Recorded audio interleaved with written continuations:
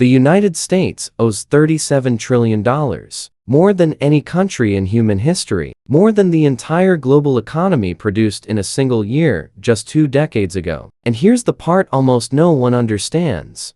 Washington isn't trying to pay this debt. They're preparing to erase it, not through default, not through higher taxes, not through spending cuts, but through something far more elegant and far more dangerous, a deliberate, engineered collapse in the purchasing power of the dollar itself. This isn't a theory. This isn't a movie plot. This is the oldest financial trick governments have ever used, updated for the 21st century. Because while millions of Americans believe crypto and gold exist outside government control, Washington is quietly pulling them inside the system. They're building a parallel balance sheet. They're accumulating strategic reserves, and they're preparing to revalue those reserves at multiples of today's prices, creating trillions of dollars in new assets that will offset the old debt. But here's the twist that should freeze every saver in America. When they revalue gold and crypto upward, they're simultaneously pushing the dollar downward. Your savings shrink, your wages buy less, your retirement loses decades of value overnight, and every treasury bond ever issued becomes cheaper for Washington to repay. It's the same trick used in 1933, the same trick used by every empire drowning in debt, the same trick that always transfers wealth upward from citizens to the state. And the most shocking part, all of it can be done legally, silently, without ever admitting to the public that a reset is underway. So here's the real question. If the government can erase its debt by erasing your purchasing power, what role does that make you in this financial system? Because the answer is not comforting. Most people think government debt works like household debt. You borrow, you owe, you pay back. Simple. But that idea, the idea every American was raised to believe, is mathematically impossible at the scale Washington operates. Because when you owe money, you must repay it with real value. Working more hours, selling assets, cutting spending. You don't get to change what a dollar is worth. You don't get to rewrite the rules of the system you borrowed in. But governments? They play a different game entirely. A government doesn't need more productivity to erase debt. It needs one thing: control of the currency the debt is denominated in. And once you control the currency, you control everything. You can redefine what a dollar represents. You can revalue the assets on your own balance sheet. You can pay off debt without paying anything at all simply by shrinking the real value of the money it's counted in. This process has a name, but it's rarely spoken aloud: a monetary reset. A reset is not declared. It's executed. Silently, gradually, then suddenly. A shift in the definitions hidden behind official policy language: modernization, strategic reserves, currency stabilization, national security. It's not conspiracy, it's history. It happened in 1933. It happened in dozens of countries since. It happens every time a government reaches the one point of no return, when the debt becomes mathematically unpayable. And that's exactly where the United States stands today. What most Americans view as normal policy is actually the preparation phase of a reset. Executive orders, new reserves, gold talk, crypto legislation, they look like innovation. They're not. They're groundwork. Because the public is told the government runs on taxes, but the insiders know the truth. Washington runs on the ability to control the value of its own money. And each time the debt reaches a breaking point, they use that power in the exact same way. They shrink the dollar. They revalue the assets they own. They wipe the slate clean, and they tell the public it was necessary, responsible, stabilizing. This is where the contradiction begins to crack open. Your debt traps you. Their debt sets them free. To understand what's coming, you have to go back to the last time America stood at the edge of financial collapse. The year was 1933. Banks were failing. Unemployment was crushing. Deflation was eating through businesses like acid. And Washington's debt, already swollen from World War, had pushed the nation toward a breaking point. The official debt to GDP ratio hovered around 40%. But behind the scenes, Treasury officials knew the truth. In a collapsing economy, even 40% was unbearable. Tax revenue was falling. credit markets were freezing, and the gold-backed dollar was a cage the government couldn't escape. Then came the move almost no one saw coming. President Franklin D. Roosevelt issued Executive Order 6102,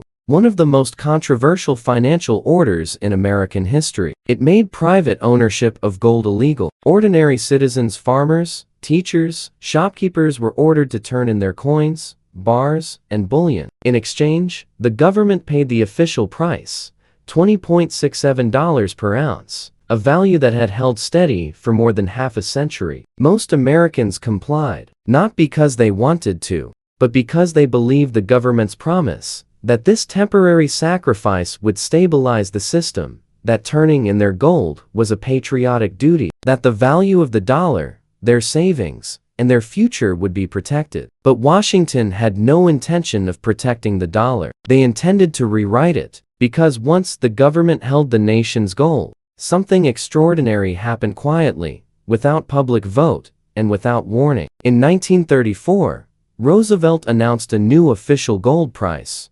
$35 per ounce, a 69% increase overnight. The same gold that Americans surrendered for $20.67 was suddenly worth $35 to the government. And because Washington now owned almost all of it, the value of its gold reserves jumped from about $4 billion to $6.8 billion instantly. With a single declaration, Washington created nearly $2.8 billion in new value, not by producing anything, not by innovating, not by earning, but by redefining what the dollar meant relative to gold. This wasn't accounting, it was a transfer of wealth from every citizen holding dollars to the government holding gold, and the consequences were brutal. The inflation that followed quietly eroded everyday purchasing power. Within 5 years, the real debt burden fell from 40% of GDP to roughly 25%, not because the government paid down the debt, but because the dollar Americans saved in became worth less and less. The people who turned in their gold had no way to buy it back. It was illegal.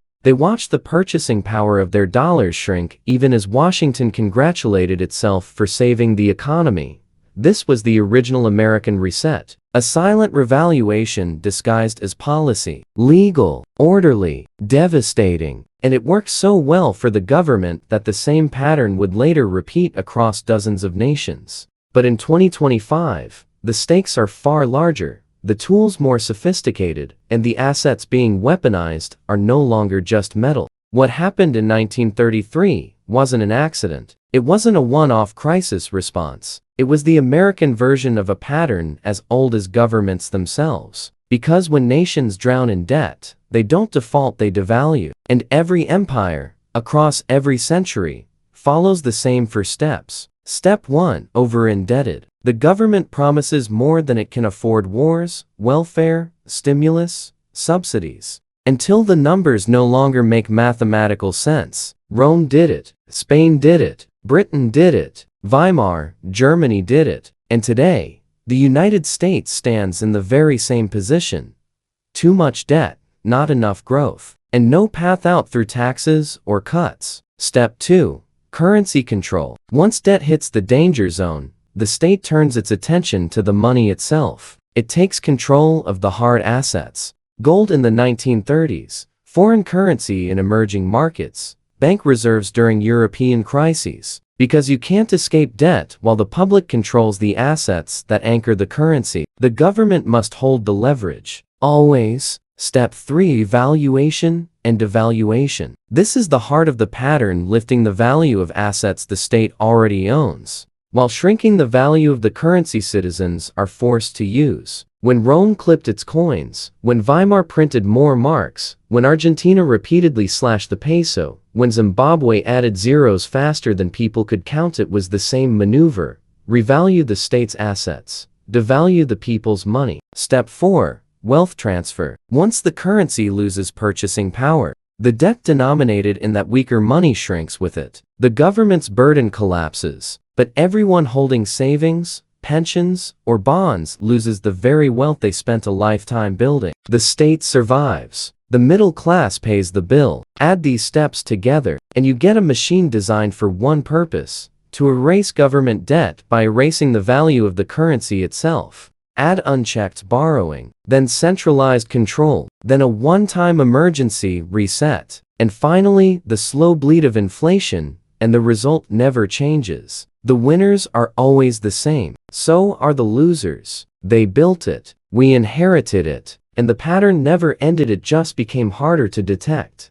Because in our time, the reset won't come through coin clipping or printing presses running at midnight. It will come through something far more modern and far easier to disguise: the revaluation of digital assets and gold under the full authority of the US government. The pattern didn't die with Roosevelt. It didn't vanish after Weimar or Argentina or Zimbabwe. It simply waited quietly for the moment America would need it again. And that moment has arrived. Because today, the United States isn't facing a financial problem. It's facing a mathematical impossibility. The national debt isn't just high. It has breached a level no advanced economy has ever escaped through normal means. $37 trillion.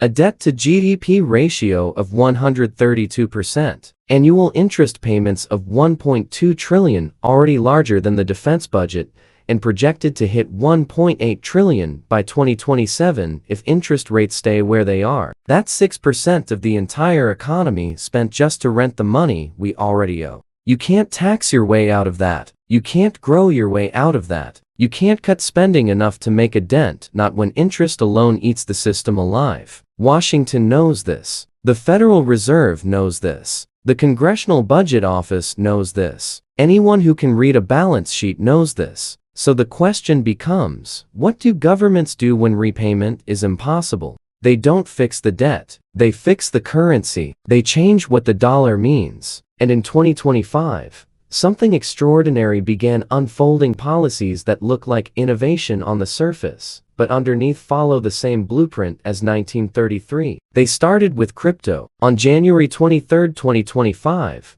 the White House issued an executive order establishing a strategic Bitcoin reserve, a move marketed as protecting American leadership in digital assets. But behind that patriotic language sits a quiet truth. The US government already holds around 210,000 Bitcoin, seized from Silk Road, Bitfinex hacks, and criminal operations, at roughly $100,000 per coin. That's more than $20 billion of digital assets sitting in federal vaults. Not enough to move the needle on a $37 trillion debt, but enough to start laying the foundation. Then came the second piece, a legislative proposal, the Bitcoin Reserve Act, calling for the accumulation of 1 million Bitcoin over 5 years. Not by buying at market prices that would push the price up too fast, but through seizures, fines, penalties, mining operations, and strategic acquisitions through intermediaries. The goal isn't to buy Bitcoin. The goal is to possess it before declaring what it's worth, just like the gold playbook of 1933.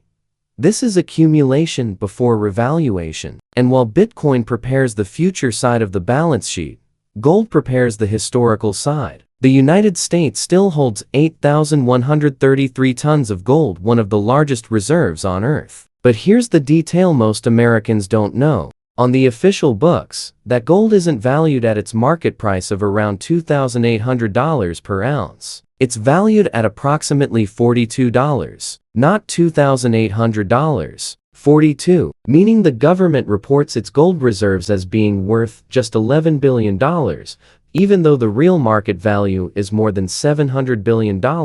Why keep the number so absurdly low? Because it leaves extraordinary room for one maneuver: a future revaluation. Just like 1934, but on a scale no one alive has ever seen. Crypto on one track, gold on the other. Two rails of the same escape route. Meanwhile, overseas, the pressure builds. BRICS nations Brazil, Russia, India, China, South Africa have been stockpiling gold for years. China's real holdings may be more than double its official numbers. Russia's reserves are massive. India is buying aggressively. Central banks collectively bought more gold in 2022 and 2023 than in any year since 1950. They see the pattern. They know a reset is coming. They're positioning themselves for it. And through it all, Washington insists everything is normal, even as it quietly prepares a balance sheet that looks less like the 2020s and more like 1933 with better technology. On the surface, this feels like modernization, innovation, leadership.